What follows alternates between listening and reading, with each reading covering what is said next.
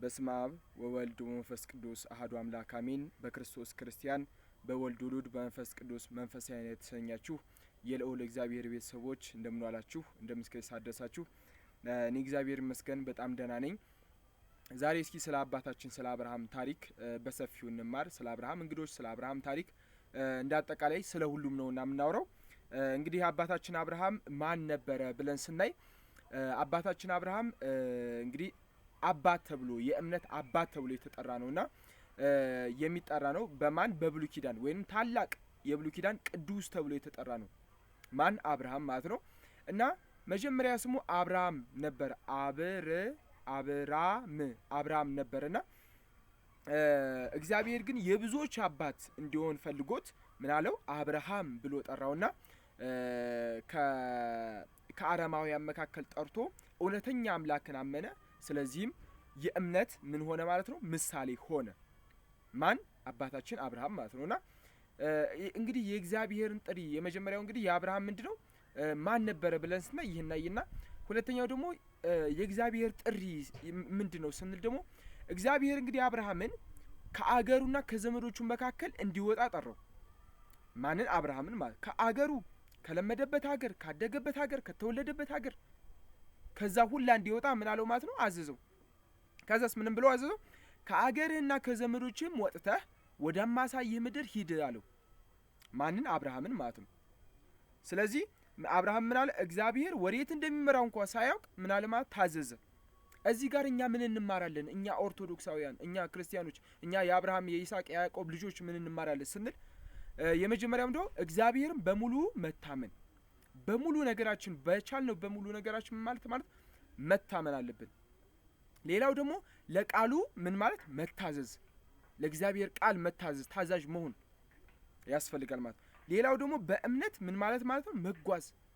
አብርሃም በእምነት ተጉዟል። አብርሃም ለቃሉ ታዟል። አብርሃም በሙሉ መታመንን ታምኗል። በሙሉ መታመንን ምን ብሏል ማለት ታምኗል። ስለዚህ እኛ ከዚህ ይሄን እንማራለን ከማን? ከአባታችን ከአብርሃም ማለት ነው። ሌላው ደግሞ ሶስተኛው ደግሞ ትህትናው የማን? የአብርሃም ትህትና። የአብርሃም ትህትና አብርሃም እንግዲህ ከወንድሞቹ ልጆች ከሎጥ ጋር ነበር በአንድነት ይኖር የነበረው። ከዛስ በኋላ እረኞቹ እነዚህ ተጣሉ፣ እረኞቻቸው ማለት ነው። ከዛስ በኋላ አብርሃምን ለሎጥ እንዲህ አለው፣ አንተ ግራን ብትመርጥ እኔ ቀኝን እወስዳለሁ አለው።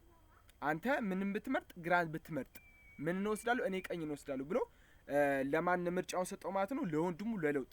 እዚህ ጋር እኛ ምን እንማራለን ስንል ትህትና የሚባል ነገር አለ። በቃ ትሁት መሆን። ለወንድሙ ይበልጠዋል እኮ ከሱ በላይ እንትን ገቢ ሊኖረው ይችላል ምናምን ብዙ ነገር ሊያውቅ ይችላል። ግን ትህትናን አሳየው። ለማን? ለወንድሙ ለሎጥ ማለት ነው። ምን ብሎ? እንደዚህ ብሎ ማለት ነው። እሺ ሌላው ደግሞ ሰላምን መውደድ። አብርሃም ሰላምን ይወዳል ማለት ሰላም ወዳድ ነው። በቃ ሰላምን ወዳድ ስለሆነ ምን አደረገ ማለት ነው? ምርጫውን ለሎጥ ሰጠው ማለት ነው። ሌላው ደግሞ ለሌሎች ቅድሚያ መስጠት። አብርሃም ለወንድሙ ምን ሰጠ ማለት ነው? ቅድሚያ ሰጠ ማለት ነው እድሉን። እና እኛ እንደዚህ በቃ የአብርሃም ልጆች ነን ካል እንደዚህ ማድረግ አለብን ማለት ለሌሎች ምን ማለት ትህትና፣ ትሁት መሆን፣ ሰላምን መውደድ፣ ለሌሎች ቅድሚያ መስጠት። ይሄን አባታችን አብርሃም ያስተምራል። ሌላ ደግሞ ከአብርሃም የምንማረው ደግሞ እንግዳ ተቀባይነትን እንማራለን። እንግዳ ተቀባይነት አብርሃም እንግዲህ በመምሪያ አድባር ስር 3 ሰዎችን አየ። ከዛስ በኋላ ወዲያውኑ ሮጠ፣ ተቀበላቸውም፣ እግራቸውን ማጠበ። ወዲያውኑም ምን አረገ ማለት ነው? ምግብ አዘጋጀ። ከዛስ በኋላ ይሄ ደግሞ በኦርቶዶክስ ትምህርት የቅድስት ሥላሴ ትምህርት ይባላል። ይሄ ምን ማለት ነው? በብሉይ ኪዳን በድንግዝ ጊዜ የነበረው በሐዲስ ኪዳን በምን ተገልጧል ማለት ነው? በግላጭ ታይቷል ማለት ነው። አብ ቃሉን ሰጠ፣ መንፈስ ቅዱስ ምን በርግብ አምሳል ወረደ ብለን ማን ሲጠመቅ? ኢየሱስ ክርስቶስ ሲጠመቅ ማለት ነው። ኢየሱስ ክርስቶስ ሲጠመቅ ምን አለ ማለት ነው? አብ ቃሉን ሰጠ። ወልድ ደግሞ ምን አረገ? ወልድ ትምህርት ወይንም ወልድ ምን አረገ ማለት ነው? እየተጠመቀ የአብንና የወልድን መገለጥን አስተማረን ወይንም አሳየን ማለት ነው። ወልድ ስላለ ነው አብና መንፈስ ቅዱስ የተገለጡት። እና ከዚህ ምን እንማራለን? ስለ እንግዳ ተቀባይነትን። አብርሃም እንግዳ ተቀባይ ነበረ። እንግዳ ተቀባይ ነበረ። ከዛስ እንግዳ ተቀባይነት ደግሞ ፍቅር ያለው ሰው ነው እንግዳ ሊቀበል የሚችለው። ፍቅር ያለው ሰው ነው ብቻ ነው እንግዳ ሊቀበል የሚችለው። ሌላው ደግሞ ቸርነት ያለው ሰው፣ ቸርነት የሌለው ሰው ምን ለማለት አይችልም ማለት ነው፣ እንግዳ ሊቀበል አይችልም። ሌላው ደግሞ ሰዎችን በክብር መቀበል፣ ከፍትፍቱ ፊቱ የሚባል ነገር አለ አይደል? ያ ሰዎችን በክብር መቀበል። ስለዚህ ከአብርሃም እንግዳ ተቀባይነቱን ይሄን እናያለንና ሌላው ደግሞ የአብርሃም ሚስት ሳራ ልጅ አልነበራትም፣ ወይንም የይስሐቅ ተስፋ ይስሐቅ የሚባል ተስፋ ተሰጠው በእንግዳ ተቀባይነቱ ማለት ነው። በእንግዳ ተቀባይነቱ ይሄ ተስፋ ተሰጠው። ሁለቱም በጣም አርጅተው ነበረ፣ በጣም እድሜያቸው ገፍቶ ነበረ። ከዛስ በኋላ ይሄንን አይቶ እግዚአብሔር ምን ይላል ማለት ነው? የደረቀውን ዛፍ ያለመልማል እግዚአብሔር። የደረቀውን ዛፍ ምን ይላል እግዚአብሔር? ያለመልማል። ስለዚህ ምን አደረገ ማለት ነው? አብርሃምን በዚህ ጊዜ እመለሳለሁ፣ ሳራም ወንድ ልጅ ትወልዳለች ብሎ ተስፋ ሰጠው ማለት ነው። ለማን? ለአብርሃም። የአብርሃም በቃ የእንግዳ ተቀባይነት፣ የትህትና፣ ለሌሎች ቅድሚያ መስጠት ምናምን ይሄ ሁሉ መጨረሻውም እንደዚህ ተስፋ በእግዚአብሔር ተስፋ ማግኘት ነው። መጨረሻው ገንዘብ አይደለም፣ ይሄ የሚታይ ነገር አይደለም። በቃ ተስፋ በእግዚአብሔር ላይ የሚደረግ ተስፋ ነው የሚሰጠው። እና አብርሃም ምን አደረገ ማለት ነው? ልጅ የሚያክል ነገር ተሰጠው ከደረቅ ዛፍ ወይንም ከደረቅ እንትን ይሄንን የሚያክል ነገር ተሰጠው። ስለዚህ ከአብርሃም እዚህ ጋር ምን እንማራለን ስንል ለእግዚአብሔር ምንም የሚሳነው ነገር እንደሌለ፣ ለእግዚአብሔር ምን እንደሌለ ምንም የሚሳነው ነገር የለም። ሌላው ደግሞ ተስፋ ለመቁረጥ አብርሃም በእግዚአብሔር ተስፋ አልቆረጠም ነበር። አብርሃም በእግዚአብሔር ተስፋ አልቆረጠም ነበር። ስለዚህ ተስፋ ለመቁረጥ ያስፈልጋል። ከአብርሃም ይሄን እንማራለን። ሌላው ደግሞ ትዕግስት የሚባል ነገር ከአብርሃም ትዕግስት እንማራለን። አብርሃም ትዕግስተኛ ነበረ፣ በጣም ሲበዛ ትዕግስተኛ ነበረ። ከዛስ ይሄ ትዕግስቱ ደግሞ ወደ ምን አበቃው ማለት ነው? ልጅ እስከ ማግኘት ድረስ አበቃው። ተላልፎት ነበረ፣ አልፎት ነበረ፣ ሸምግሎ ነበረ። ልጅ ይወልዳለሁ ብሎ የሚያስብበት ጊዜ አልነበረም ነበረ። ግን ወራሹን በሱ ምድር እንዳሸዋ እንዲበዛ፣ ዘሩ እንዳሸዋ እንዲበዛ ተደረገ ማለት ነው። በማን? በአብርሃም። ስለዚህ የትዕግስት መጨረሻው ወይም ክፍያው ይሄ ነው። የአብርሃም እምነቱ መፈተን ደግሞ እንይና አብርሃም እንግዲህ ተፈትኖ ነበር በእምነቱ ማለት ነው። እሺ ምንም ብለው ያንን ልጅ እንግዲህ ተመልከቱ፣ በሽምግልና ወልዶ ሀብቴን የሚወርስ ተገኘ ተብሎ በፍቅር እያዩት ለዓይናቸው እንኳን አይተው ሳይጠግቡት ገና ምን አላቸው እግዚአብሔር? የምትወደውን ልጅህን ይስሐቅን መስዋዕት አድርገህ አቅርብ አለው። እንግዲህ ይሄ ምን ማለት ነው? ለአብርሃም ፈተና፣ የእምነት ፈተና ቀረበለት ማለት ነው። አብርሃም ሳይከራከር ምን አለ ማለት ነው? ታዘዘ። ለማን? ለእግዚአብሔር።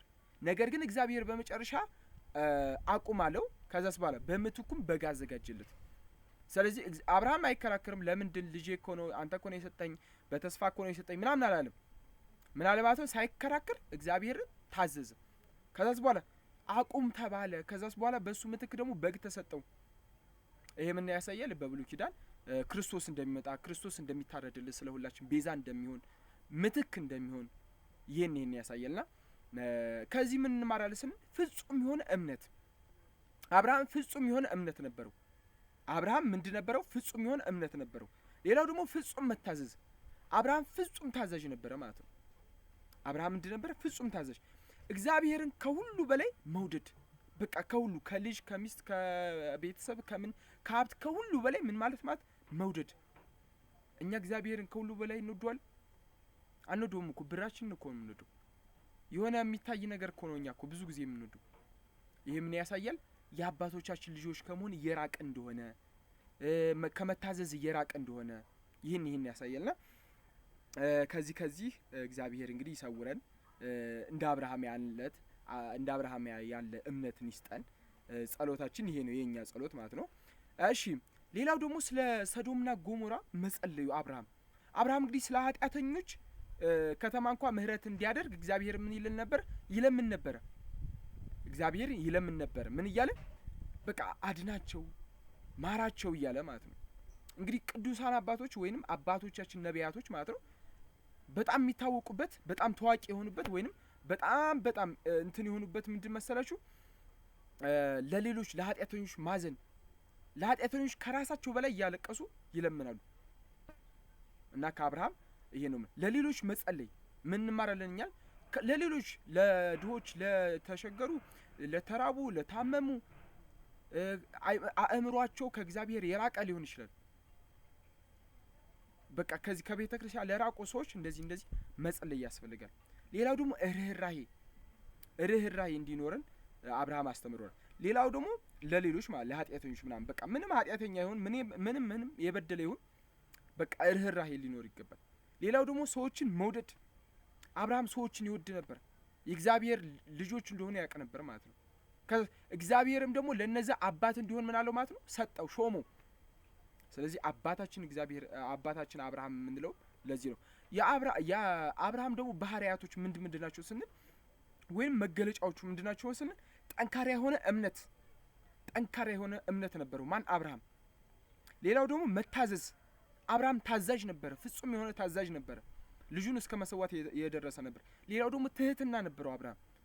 ለሎጥ እንኳን ለወንድሙ እንኳን በጣም ትህትና፣ ለሰዶምና ጎሞራም ሲጸልይ ነበረ ማለት ነው። ትሁት ነበረ። ሌላው ደግሞ ትዕግስት ነበረው፣ ታጋሽ ነበረ። ታጋሽ በመሆኑ ደግሞ ምን ተሰጠው? ልጅ ተሰጠው።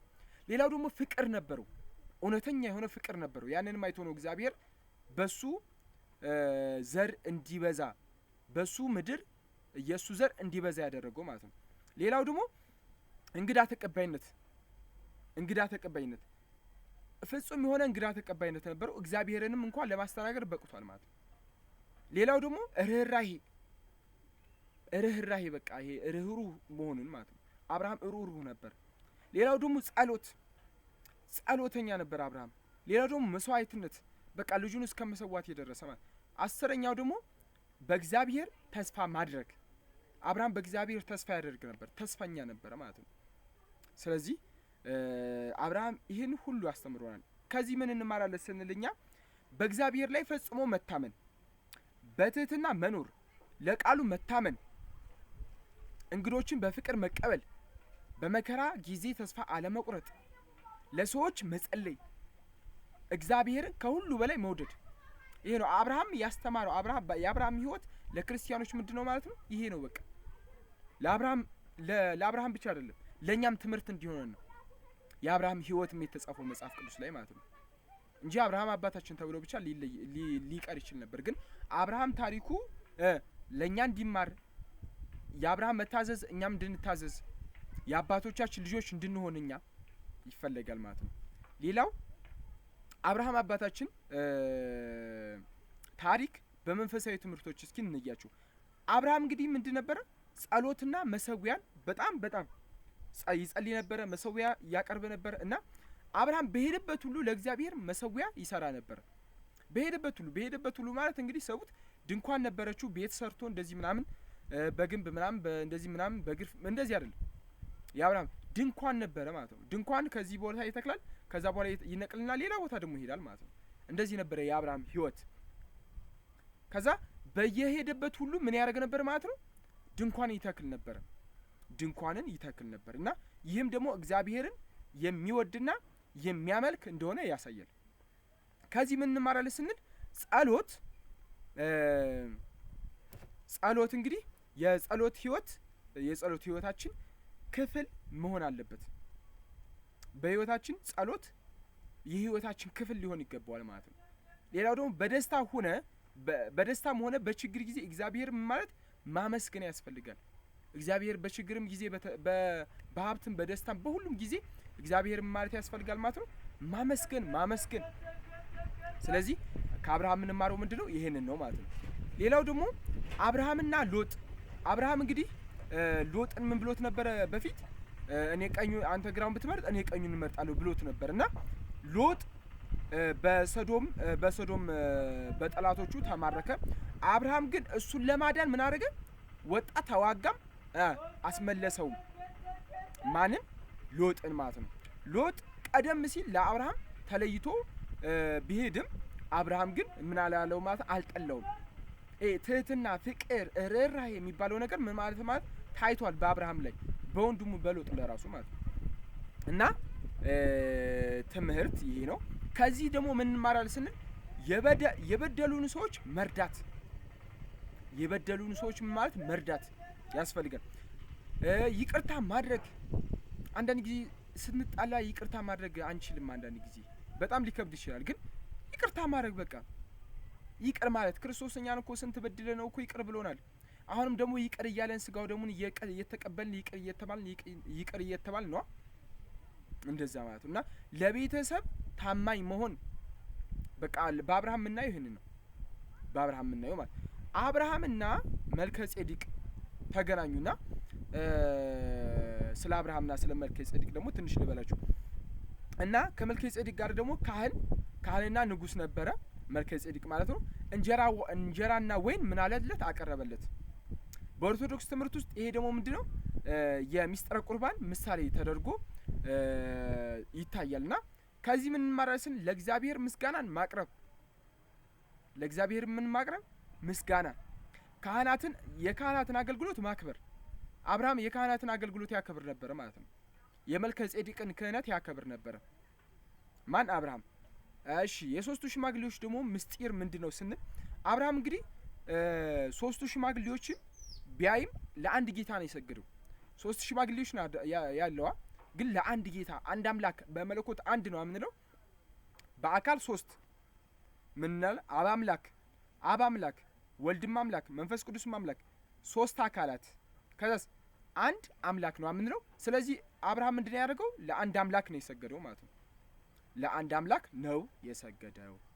እሺ ከዚህ ምን እንማራለን ስንል አምላክን በንጹህ ልብ መቀበል አምላክን ማድረግ በንጹህ ልብ መቀበል። ከዛ ደግሞ እንግዳን መቀበል በረከት ያመጣል። እንግዳን ስትቀበል በረከት ታመጣል። በረከት ማለት አብርሃም ልጅ ያገኘ ማለት በረከት የሆነ ልጅ ያገኘ።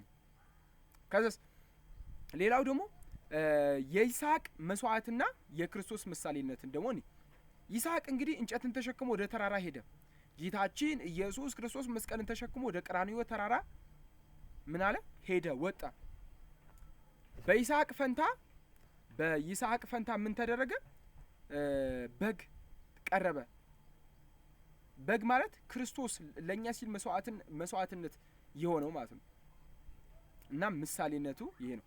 ከዚህ ምን ማራስን ክርስቶስ ስለኛ ተሰዋ። በጉ ስለ ይስሐቅ ተሰዋ። ክርስቶስ ደግሞ ስለኛ ስለሁላችን ምን አለ ማለት ነው ተሰዋ፣ መስዋዕት ሆነ። ስለዚህ ክርስቶስ ስለኛ ምን ማለት ተሰዋ። የአብርሃም እምነት የክርስቲያን ምንድነው እምነት መሰረት ነው። በቃ አብርሃም እምነቱ ምንድን ነበር? እንደዚህ ነበረ። የክርስቶስ የእግዚአብሔር እምነት ነበረው በእግዚአብሔር ላይ። ስለዚህ የክርስቲያን መሰረት ነው ማለት ነው። የክርስቲያኖች መሰረት ነው። ስለዚህ አብርሃም ለልጆቹ መሰረትን ሰጥቷል ማለት ነው። አንዳንድ ጊዜ ምን እንላለን እኛ ቤተ ክርስቲያን አንተውም ከቶ የሰጠንን ጌታ በደሙ መስርቶ የሰጠንን ጌታ በመስቀሉ ሞቶ የአምላካችንን ቤት አንተውም ከቶ ለልጅ ልጅ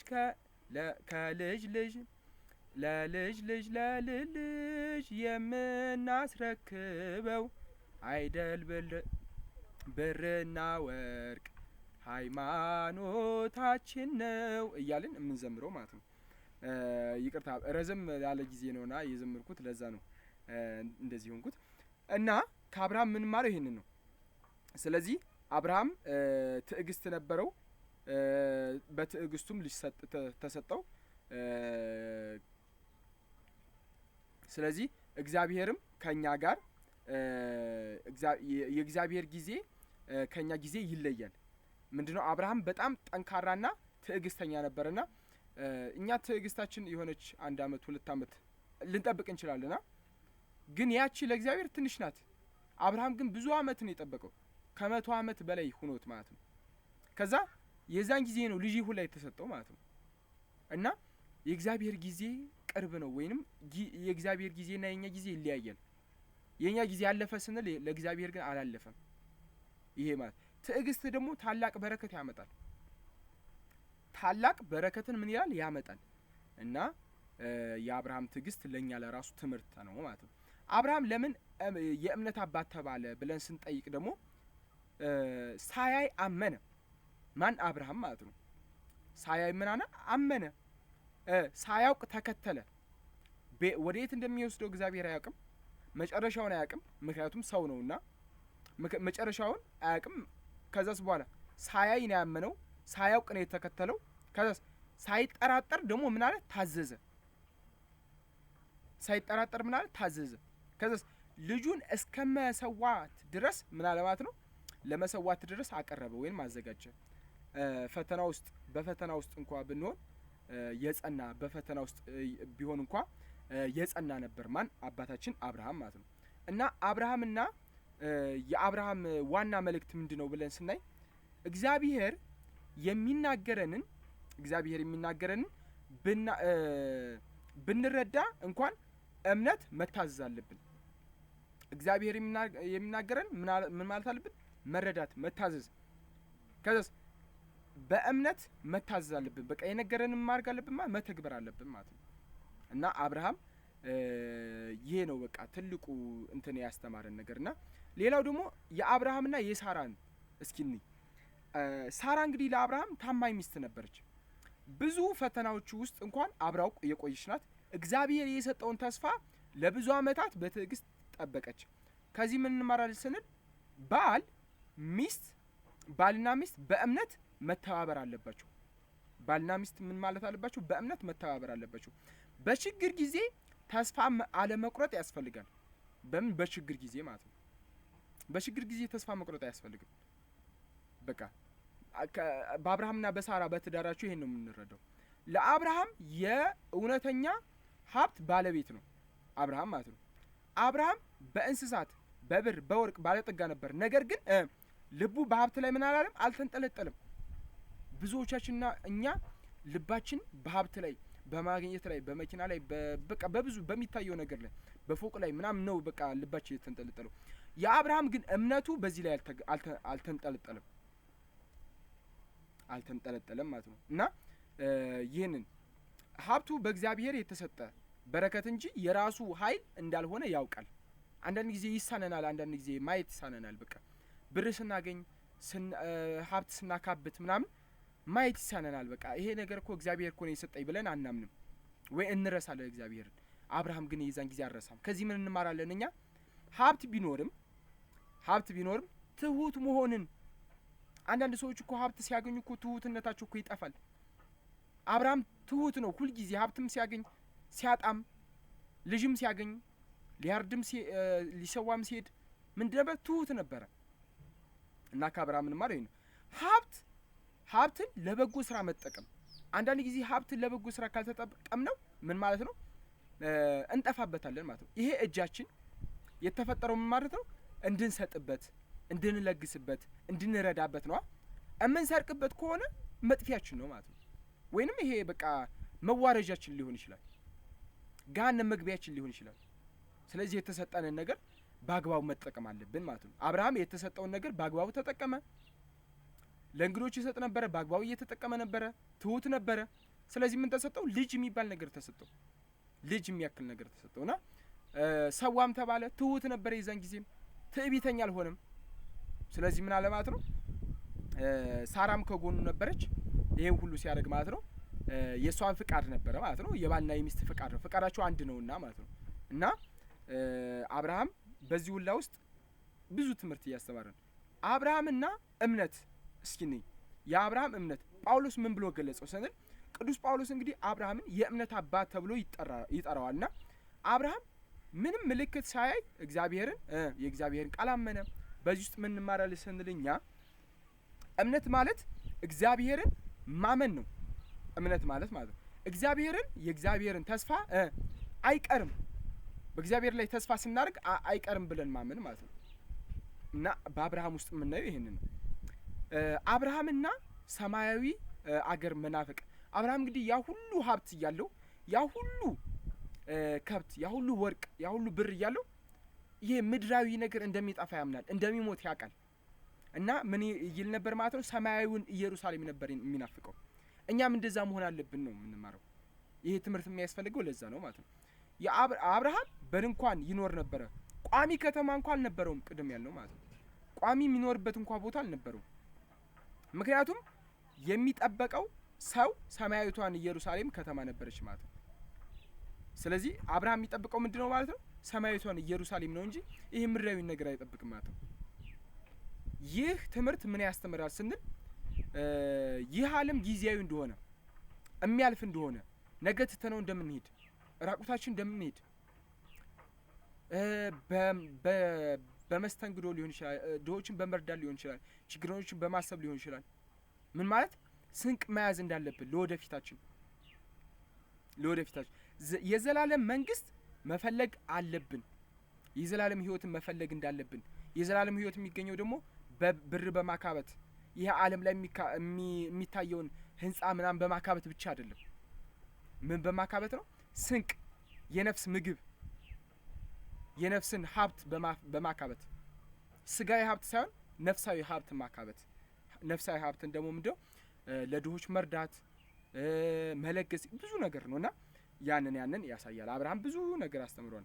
የአብርሃም ደግሞ ሞት መጨረሻ እንግዲህ አብርሃም እንግዲህ ትምህርቱና ማጠቃለያው ወይንም ፍጻሜው የሚደርሰው ምንድነው? ሞት ላይ ነው። ከዛስ በኋላ ስንል መንግስተ ሰማያት ይወርሳል። ለምን? ትሁት ነበረ፣ እንግዶችን ይቀበል ነበረ፣ እግዚአብሔር እቤቱ እስከ መግባት ደርሶለት ነበረ። አብርሃም ትልቅ ነውና እና ሳራ በ127 ዓመቷ ሲሆናት አረፈች። አብርሃምም በእርሷ እጅግ አለቀሰ።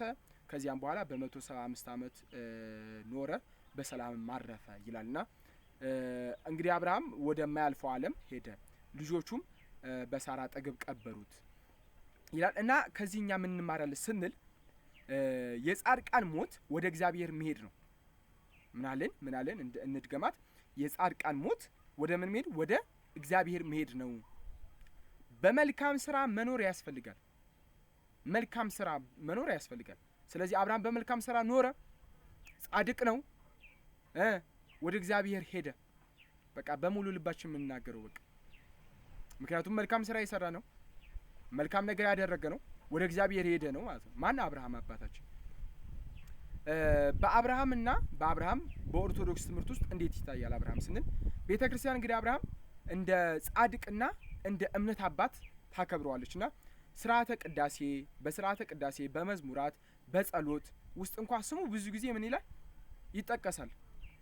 አብርሃም የሚያሳየን ምንድነው ስንል ለምንድነው የሚጠቀሰው? ወይንም የምናየው አብርሃም ሲባል ምን እናያለን ስንል እምነት አለ፣ ትህትና አለ፣ ፍቅር አለ፣ መታዘዝ አለ፣ እንግዳ ተቀባይነት አለ፣ ጸሎት አለ፣ ትዕግስት አለ፣ መስዋዕትነት አለ። በቃ ብዙ ነገር አለና አብርሃም ስናየው አብርሃም ሲባል ትዝ የሚለን ይሄ ነው። በቃ አብርሃም ሲባል ምንድነው? አንዴ እንድገማት። እምነት አለ፣ ትህትና አለ፣ ፍቅር አለ፣ መታዘዝ አለ፣ እንግዳ ተቀባይነት አለ፣ ጸሎት አለ፣ ትዕግስት አለ፣ መስዋዕትነት አለ።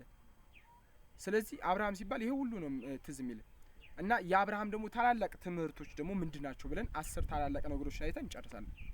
የመጀመሪያው እግዚአብሔርን ምን ማለት ማመን፣ እግዚአብሔርን ማለት ማመን።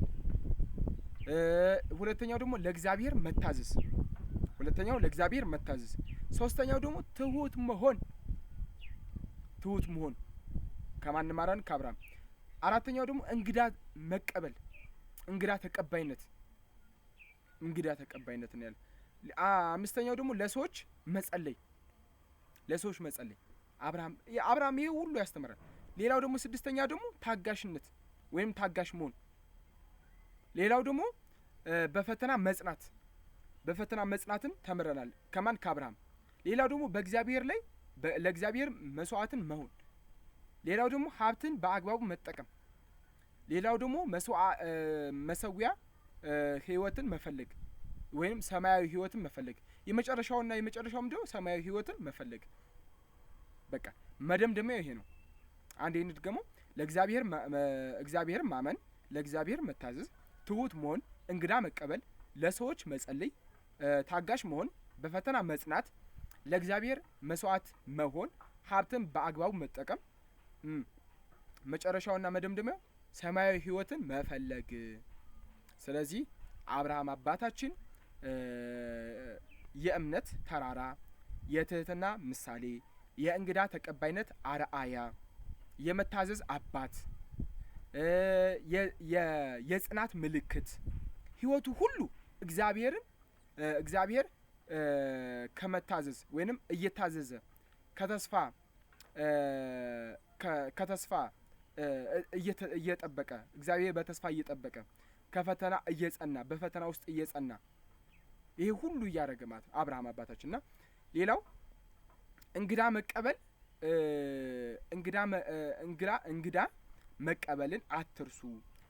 በዚህ እንግዶችን ሳያውቁ መላእክትን ተቀብለዋል አለና ማን ላይ ዕብራውያን 13:2 ላይና እዚህ ጋር ዕብራውያን ላይ ቅዱስ ጳውሎስ እንግዲህ ሲጽፍ ወደ ዕብራውያን ሰዎች ላይ እንደዚህ ብሎ ነው የተናገረውና እንግዳ ተቀባይ ስትሆኑ መላእክትንም ሁላ ልትቀበሉ ትችላላችሁ እና ይህ ቃል አብርሃምን የእንግዳ ተቀባይነቱን ያሳያልና በጣም ከአብርሃም በጣም ብዙ ነገሮችን እንማራለን። አብርሃም እንግዲህ በትንሹ ነው ያየነው የአብርሃም ትምህርት ቤተክርስቲያናችን ደግሞ አመልታ አስፍታ የምታስተምረዋልና ወደ ቤተክርስቲያናችን እንድንቀርብ እንደዚህ ሁላችንም ልጆች ሆነን የምናስተምረው ምንድነው ወደ ቤተክርስቲያን ሰዎች እንዲቀርቡ በቃ ቤተክርስቲያን እንድናቅ እኔም እየተማርኩ ነው እያስተማርኩም ነው አሁን እኔም እየተማርኩ ነው አሁን በዚህ ውስጥ እና ወደ ቤተክርስቲያን መቅረብ እንዳለብን እግዚአብሔርን ማየት እንዳለብን የአባቶቻችን ህይወት መኖር እንዳለብን ያሳያልና በተማርነው ቃል 30-60 ዓመት ያማረ ፍሬ እንድናፈራ የልዑል እግዚአብሔር ፈቃድ ይሁንልን። እንግዲህ እናንተም ሰምታችሁ ከመጥፋት እኔም ተናግሬ ከመጥፋት ይጠብቀን ይሰውረን። አሜን። ወስብሐት ለእግዚአብሔር።